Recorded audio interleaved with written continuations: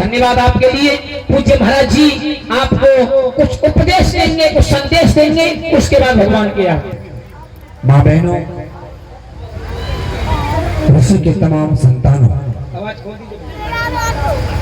बड़ी कृपा परम पिता परमात्मा की बनी है। कैसर के पावन नगरी में पिछले 5 दिनों से आज महायज्ञ की 5वां दिन रात्रि के 10 बजे इस पवित्र भूमि पे सभी हजारों हजार की संख्या में, काफी बड़ी संख्या में लोग सनातन प्रेमी जुट करके ऋषि की प्राचीन परंपरा को एक धरोहर मान करके सब लोग आ रहे हैं। बड़ी संख्या में जितने लोग कथा पंडाल में हैं उससे कई गुना ज्यादा मेला प्रांगण में है, उससे कई गुना ज्यादा इर्द गिर्द घूम रहे हैं। और बहुत सारे लोग तो वहीं पे मुख्य गेट पे खड़े आते जाते रहते हैं। और ये अभी से नहीं है, ये प्रातः काल 6 बजे से हो रहा है। सुबह 6 बजे से जो मुख्य द्वार है यज्ञ में प्रवेश करने का, वहां तो सदैव भीड़ लगी रहती है मुख्य द्वार पर।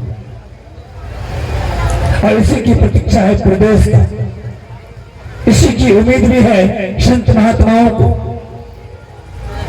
जो प्राचीन धरोहर है हमारी, एक समय की बात है, ज्यादा समय नहीं लेंगे आपका। एक बहुत क्रूर मुगल बादशाह हुए जो सनातन को खत्म करने के लिए जो कानून लगा सकता था उन्होंने लगाया। सनातन धर्म को सदैव हमेशा के लिए समाप्त करने की जो परंपरा बनाई थी, जो नियम लागू किए थे, बहुत करोड़ मुगल बादशाह, उसका नाम है औरंगजेब। उसकी इतिहास पढ़ेंगे आप, हिस्ट्री पढ़ेंगे कि उन्होंने क्या किया है। सनातन को खत्म करने के लिए जितनी कड़ी से कड़ी कानून बन सकता है उन्होंने बनाने के प्रयास किया। और उनका संकल्प था कि इस हिंदुस्तान से सनातन को मानने वाला को सदैव सदैव के लिए समाप्त कर देंगे। धन्यवाद। 744 वर्ष मुगल शासकों का इस पर शासन रहा भारत भूभाग पे। दिन रात मेहनत किया वो ऋषि की परंपरा को नष्ट करने का, डर से खत्म करने का, स्वयं खत्म हो गए, नष्ट हो गए, कोई मानने वाला नहीं बचा। लेकिन सनातन खत्म नहीं हुआ, धर्म खत्म नहीं हुआ। खत्म होता तो आज इतनी विशाल यज्ञ खेसर के धरती पे नहीं होता। ये खत्म नहीं हुआ।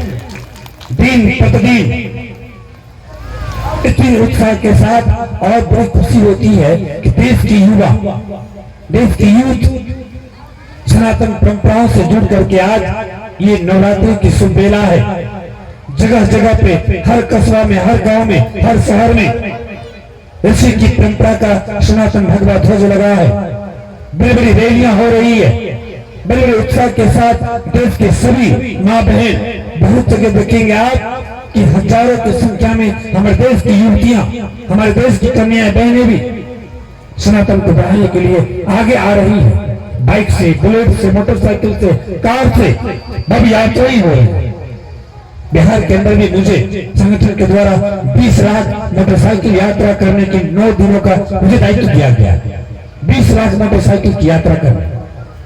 आज हम बेलर में गए थे, थाना प्रभारी राजेश कुमार जी हैं, उससे उनसे परमिशन लेने के लिए वहां पे 2000 बेलर के युवाओं के द्वारा मोटरसाइकिल यात्रा निकाली। 29 तारीख को हम लोग 30 को मैं समय नहीं दूंगा, 30 तारीख को हमारी यहाँ पूर्ण होती है। 29 तारीख को थाना प्रभारी बोले महाराज जी परमिशन नहीं दे पाएंगे। हम एप्लीकेशन उनके टेबल पर रख दिए। हम बोले राजेश बाबू परमिशन देंगे तो भी होगा और नहीं देंगे तो भी होगा, और आप आएंगे तो भी होगा, नहीं आएंगे तो भी होगा। ये रुकेगा नहीं, ये रुकने वाला नहीं है, अब नहीं रुकेगा। हम पर दबाव है महाराज जी, समझिए हम सब समझते हैं, सब कुछ समझ रहे हैं। एक समय था 2022, हमने जीवन में ऐसा समय नहीं देखा, बिहार के अंदर नहीं देखा। 2022 के जैसा बिहार में पिछले 20 वर्षों से प्रवास कर रहा हूँ। बिहार के 38 जिला में घूम घूम के हर कस्बा में, बिहार के लगभग 30,000 गाँव में हमने भ्रमण किया। 44,000 से ऊपर गाँव में 30,000 गांव में मैं स्वयं भ्रमण किया बिहार 38 जिला में घूम करके, लेकिन जो समय 2022 में था उस समय अभी नहीं है। 2022 में बिहार के 38 जिलाधिकारी फोन करते थे और कहा था महाराज जी कब कहाँ यात्रा है, आप आइए, और नहीं तो किसी को भेजिए और भेज के कृपया परमिशन लेकर के जाइए। और अभी कभी परमिशन नहीं, समझिए, सब समझ रहे होंगे। देवियों, माता बहनों, जो राम का नहीं वो धरती पे किसी काम का नहीं, ध्यान रखेंगे। समय आ रहा है परिवर्तन करने का, इसलिए एक और संदेश देंगे सभी माँ बहनों को। आज हमारी माँ बहनों की समय बहुत अधिक है, अधिक संख्या में लोग आए। एक और आग्रह, बहुत मूल बात, मूल मंत्र जीवन में उतारने का, जो सुख चाहते हैं, जो परिवार के साथ शांति चाहते हैं, जो बच्चों के साथ आनंद पूर्वक जब तक धरती पर बचे जीना चाहते हैं, उनसे मेरा एक निवेदन होगा और बड़े बड़ों से निवेदन होगा, बच्चों से भी एक आग्रह होगा। वो आग्रह ये, यज्ञ हो रहा, सब लोग दान पुण्य कर रहे हैं, कथा लीला हो रही है, सब लोग आकर के श्रवण कर रहे हैं, परिक्रमा कर रहे हैं, पूजा पाठ जगह जगह पे, कोई जरूरी नहीं है यहाँ हर स्थान पर आप लोग जाते हैं। बहुत अच्छी बात, बहुत पुण्य का काम कर रहे हैं, लेकिन इससे ही बड़ा एक और पुण्य का काम जो आपको करना है अपने लिए, अपने परिवार के, अपने बच्चों के, अपनी संस्कृति की प्राचीन परंपरा को रक्षा करने के लिए। तो ये क्या करना है माँ बहनों, अपने परिवार को, छोटे बच्चों में उत्तम संस्कार की चेतना जगाने के लिए। तो ये करना है, जिन घरों में माँ है, पिता है, वो घर में देवी देवता साक्षात है, दान पुण्य कीजिए, बहुत अच्छी बात है, यज्ञ में जाइए, कथा में जाइए, बहुत अच्छी बात है। लेकिन जो अपने घर की माँ पिता को, माता पिता को समय समय पे आवश्यकताओं की पूर्ति नहीं करते हैं तो सारे कर्म आपका व्यर्थ हो जाता है। इसलिए आग्रह करेंगे, निवेदन करेंगे, इस कथा पंडाल के प्रांगण में एक संकल्प लेकर के सब लोग जाएंगे और जाकर के अपने अपने माँ पिता का आवश्यकताओं की पूर्ति करेंगे। आप आधी रोटी कम खा लेना, त्योहार है, होली आया, आप नया कपड़ा मत पहनना, लेकिन माता पिता से एक धोती, एक गमछा, एक गंजी, तो माँ को सूती कपड़ा 200 रुपया ला करके देना, बड़ी दुआएं देंगे, बड़ा आशीर्वाद देगा, बड़ी उनकी आत्मा को सुकून मिलेगा कि हमरो बेटा ला करके हमरो एगो सरिया दल के, हमरो बेटा ला करके हमरो एगो धोती गंजी गमछी दल के, बहुत सुकून मिलेगा। और कभी भी बाजार मार्केट जाए तो माँ के नाम से भी अलग से जिलेबी पकौड़ी या समोसा लेकर के आवे, कौन देगा? वृद्धावस्था आने के बाद वही माँ पिता, प्राचीन परंपरा है, देखिए कितनी बड़ी परंपरा ऋषियों ने बनाया कि वृद्धा अवस्था आने के बाद उनकी सेवा बेटा बेटी सास पोता पोती के द्वारा किया जाएगा और वही संस्कार छोटे बच्चों में आएगा। और जब इनकी माता पिता वृद्ध होंगे तो फिर ये सेवा करेंगे, फिर वो संस्कार उनके बच्चा में आएगा। और ये आय से नहीं, 1,96,00,000, 1,96,00,000 8,53,123 वर्षों से इस भूलोक पे ये परंपरा ऋषि मुनियों का आ रहा है। इसलिए आग्रह करेंगे सभी माँ बहन को, निवेदन है अपने अपने घर में जो माता है, सास है, ससुर है, सब लोग सेवा किया करेंगे। असली देवता वही है। और ऐसे लोग जो अपने सास ससुर, अपने माता पिता का सम्मान नहीं करता, जो अपमान करता है, इस भूलोक में कहीं ऐसे लोगों को सम्मान नहीं मिलेगा।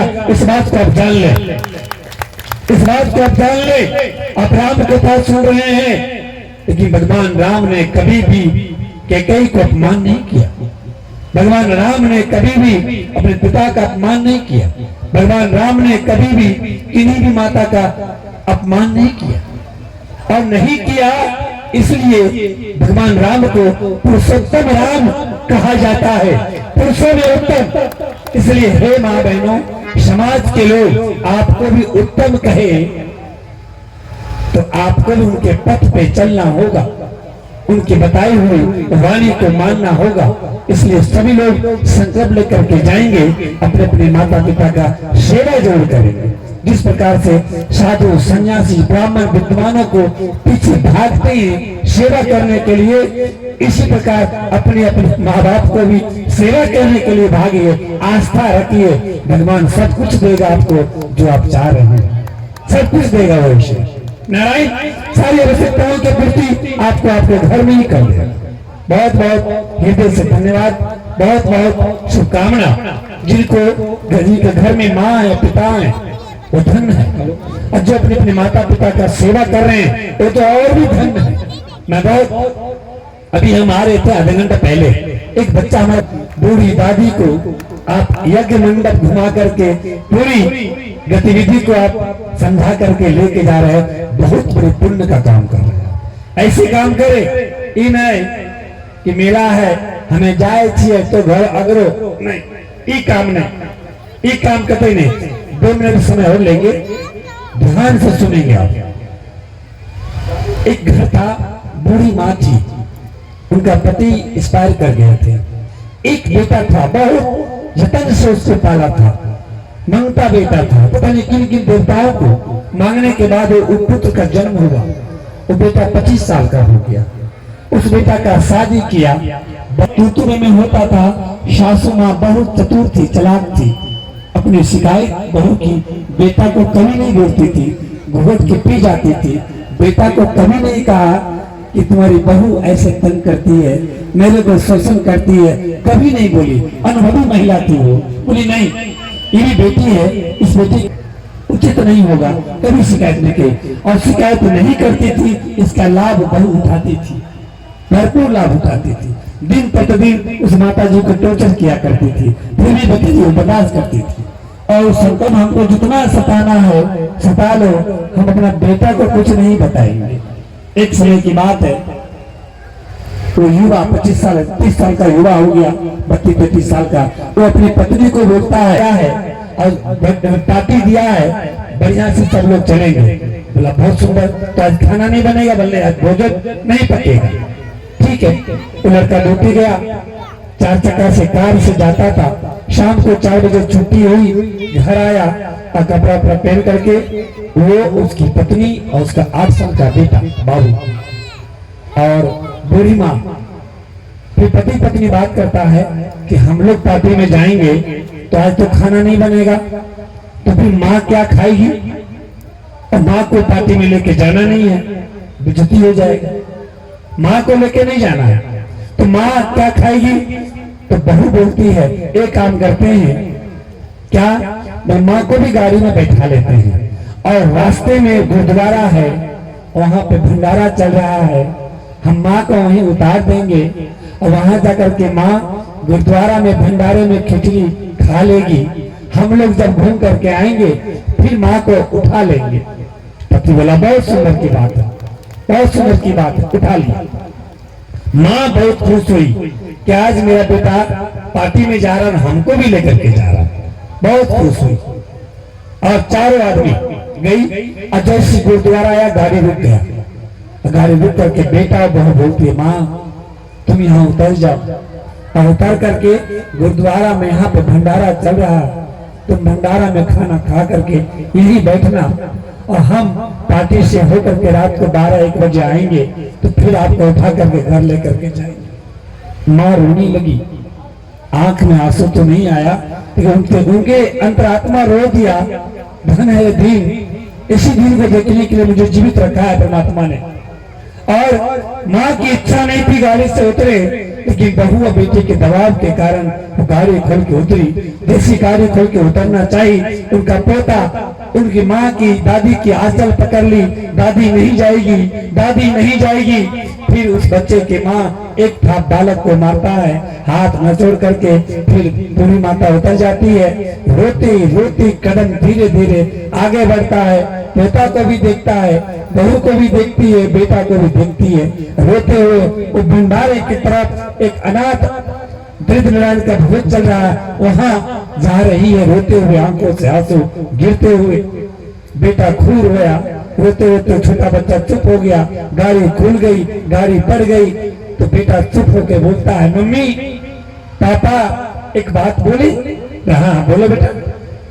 व्हाट्सएप के बेटा बोलता है, मम्मी पापा एक बात बोलते हैं, जब हम बड़े हो जाएंगे, बहुत रुपया पैसा कमाएंगे, जब बहुत रुपया पैसा कमाएंगे तो हम घर वहां बनाएंगे जहां गुरुद्वारा होगा, उसके नजदीक में घर वहां बनाएंगे। तो मम्मी पापा पूछता है, क्यों तुम गुरुद्वारा के नजदीक घर क्यों बनाओगे?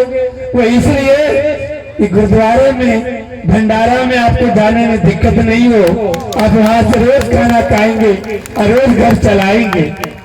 उसकी माँ और पति पत्नी बोलती, बेटा क्या बोल रहा, समझ रहे हैं?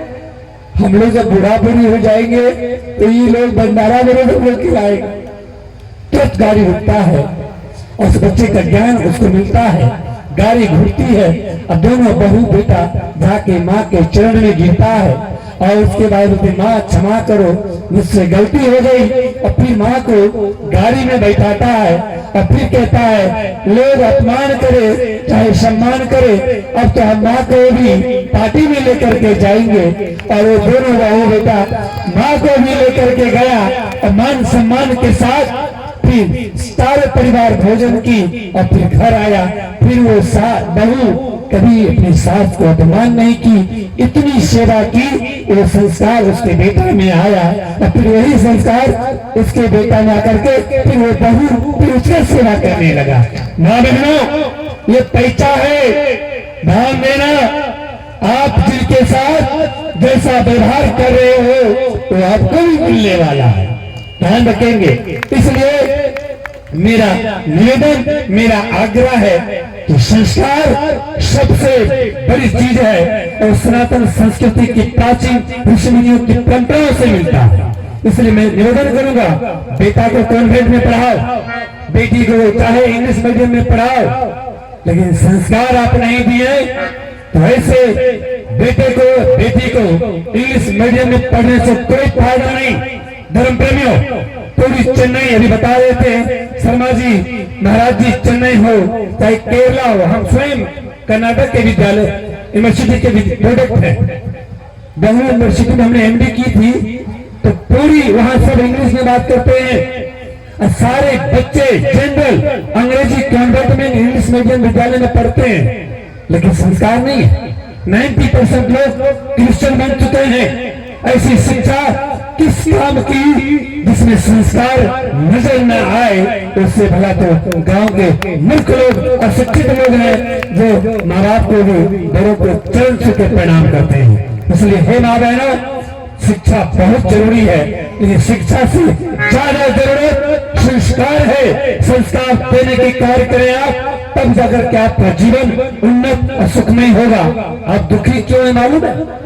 क्यों परेशान है मालूम है? क्योंकि पूरी जीवन कमाते हैं, छोटे बच्चों को पढ़ाने खिलाने मेंटेन करने में लगाते हैं। जब ये 25 साल का होता है तो शादी करते हैं, संस्कार दे नहीं पाते, तो वही बच्चा आपको परेशान करता है, तंग करता है और आप दुखी हो जाते हैं और सदैव दुखी रहते हैं। दुख सह करके बेटा बेटी को पालना और उसके बाद जब लाभ लेने की बात आई तो फल कोई और खा जाता है और सदैव दुखी रहते हैं। मेरा निवेदन है, अपने बच्चों को उत्तम संस्कार दिया करें। उत्तम संस्कार देंगे कभी आप दुखी नहीं रहेंगे, आप सुखमय रहेंगे, आपके साथ साथ पड़ोसी भी सुखमय रहेगा और पड़ोसी के साथ साथ समाज, गली मोहल्ला, पूरे गांव सुखमय रहेगा। एक बार जोर से बोलेंगे, यज्ञ भगवान की, कन्हैयालाल की। बहुत बहुत शुभकामना।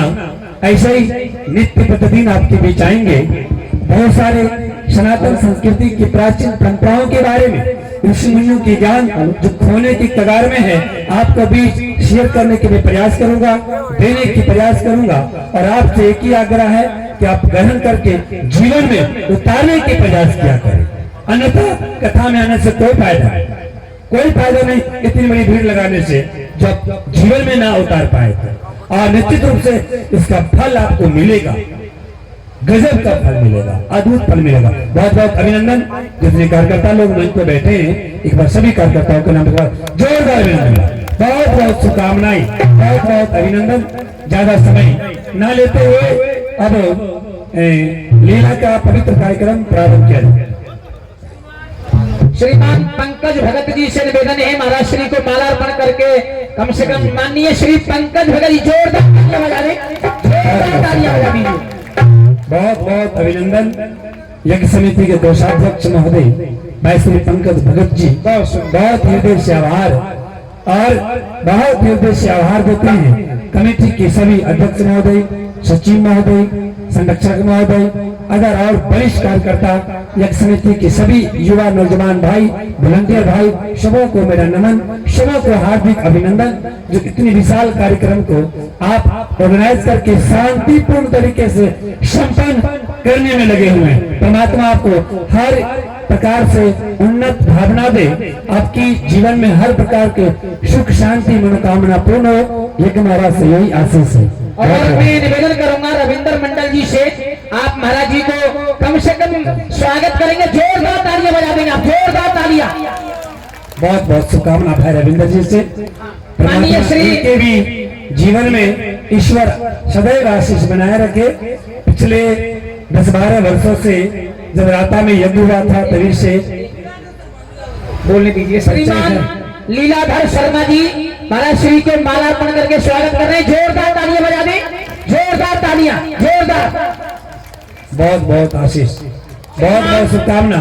श्रीमान संजय मंडल जी प्रमुख साहेब महाराज श्री, हाँ संजय, कोई बात नहीं है, संजय चौधरी जी प्रमुख साहेब महाराज श्री को माला अर्पण करके स्वागत करेंगे, जोरदार तालियां बजा दें, जोरदार। और आप सबके स्वागत से जोरदार तालियां बजाएंगे सभी, जोरदार तालियां।